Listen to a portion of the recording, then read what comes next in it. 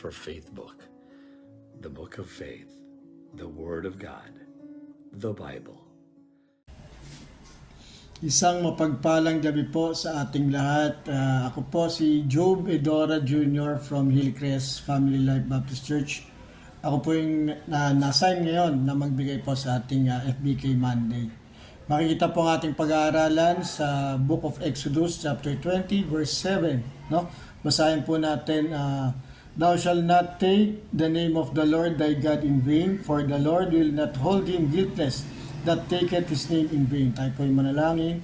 Lord Jesus, thank you very much for this opportunity again na binigay niyo po para mag-aral ng inyong salita. Kayo po, Panginoon, ng manguna, Panginoon, pong magitna, Panginoon, at makita namin, Panginoon, sa pag-uusapan namin ngayon, Panginoon. Naway ang mensahe niyo, Panginoon, na makita namin at magamit namin sa aming buhay spiritual. Lord, ipuin niyo po at i-ready niyo po ang mga makakapakinig dito, Panginoon, via online, Panginoon. Binibigay po namin ang lahat ng papuri sa pangalan ni Jesus. Amen. No? Isa po ito sa 10 commandments na inano ng Panginoon, no, kay Moses. No? Titignan lang po natin, no? Thou shalt not take the name of the Lord God in vain. No? Ibig sabihin po, huwag po natin ilalagay ang pangalan ng Panginoon sa walang kabuluhan, no? Walang kwenta, no? Bakit po, no? Kasi po ang pangalan po kahit naman sa ating pangalan, meron po itong tatlong bagay, no?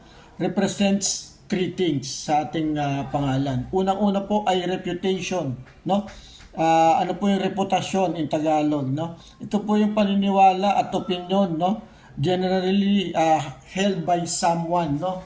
Para sa tao na binibigyan nila ng reputasyon, no? Parang sabihin natin po, no? Tayo po ay binibigyan everyday ng chance to build our name, no? To make a name, no? Lalo na po pagdala-dala natin ang apelyido natin, no? Katulad po nito, no? Pag sinabi po ba natin ang pangalang Saddam Hussein, no? Ano po bang iisipin natin, di ba? Pag sinabi po natin Hitler, Mother Teresa, no? Ano po bang iisipin natin, no? Billy Graham, no? At least ano po natin na yun po yung reputation nila, no? Masama, mabuti, ganoon rin po tayo. Everybody's given a chance na mag-build ng name niya as reputation. Pangalawa po ay character. Ano po ba yung character, no? Parang ito po yung moral qualities, no? Distinctive sa atin, sa individual. Makikita po, ito po yung buong pagka-tao mo, no? Mabait, magalang yan, gano'n, no? Kaya maunawain, gano'n po, no? Character, no? Before your name means something. Dati po, nung unang panahon, sa biblical time pa, no? Biblical, yung era pa nung, meron mga name, may mga meaning yung name nila, parang Achan, no? Pangalang Achan po, means trouble. Si Jacob po, means trickster, no? Pero binago na rin po ng Panginoon yun, no? To Israel, no? Parang gano'n rin po, no? Meron pong character, no? Nakabalot po sa pagkatao po yung character natin. Pangatlo po ay authority, no? Ito po ang authority. Ito po yung isang position na may authority, no? Pero pag sinabi po ang pangalan ng Panginoon, no? Ito po yung pinaka-supreme. Ito po yung pinaka-mataas, no? Siya pa yung sovereign authority, no? Power or right to give orders, no? Pag narinig niyo po yung pangalang Panginoon, Jesus Christ, alam niyo na po agad, no? Supreme, pinakamaltaas. Wala na pong papantay, walang tataas pa, di ba? When you speak of concerning things under your influence, it carries weight. Yung po yung kabigatan, no, ng authority niya. Pag sinabi niya ito yung gagawin mo. Ito yung wala nang hindi na mababali, no?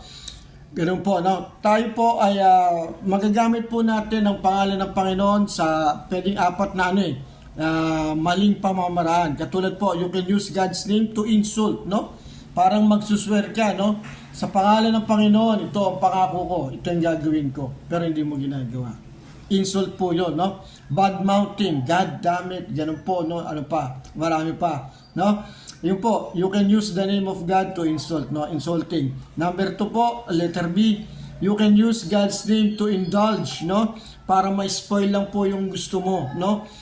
Sabi ng Panginoon sa akin, hindi ko raw gawin yan, eh. sabi raw ng Panginoon, ito yung gawin ko eh. Di ba? Parang ano po, no? Ginagamit mo yung pangalan ng Panginoon for you to have an excuse, no?